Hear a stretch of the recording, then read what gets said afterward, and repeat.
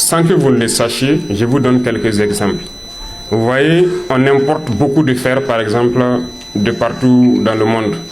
Et ce qu'on appelle le fer galvanisé. Et vous savez très bien, vous, chimistes ici, que ce n'est qu'une réaction d'électrolyse. Comment on ne peut pas le faire sur place chez nous? Il faut le payer, le fer galvanisé en Chine ou en Europe, un peu partout dans le monde. Par exemple, nous sommes en guerre. Nous payons de l'équipement, nous payons des munitions, des armes et tout. Et quand je vous prends les munitions, les explosifs et tout, le Mali produit le coton, le Burkina en produit, le Niger en produit. Mais vous savez bien que c'est la cellulose du coton qu'on transforme pour faire la poudre et les explosifs. Pourquoi on ne réussit pas à le faire? Parce que la chimie pratique, nous ne l'avons pas. Même pour le blindage des engins. Hier, j'ai vu sur la place rouge beaucoup d'engins défiler, des T-34 jusqu'aux engins modernes. Les blindages ont évolué. Qu'est-ce que c'est que le blindage?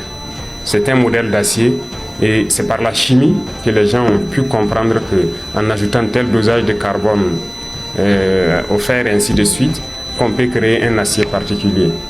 C'est de la pratique. Les équations chimiques, on sait le faire.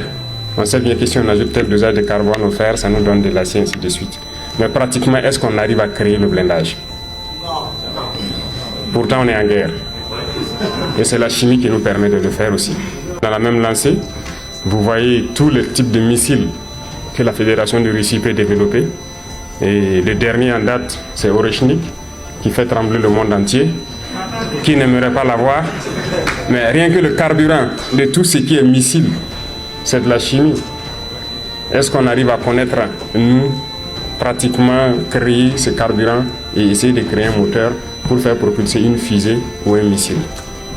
Il y a tellement d'exemples qu'on ne peut pas finir de citer, mais c'est pour vous dire que vous avez la chance d'être ici, je dirais, à l'origine de la chimie et des mathématiques.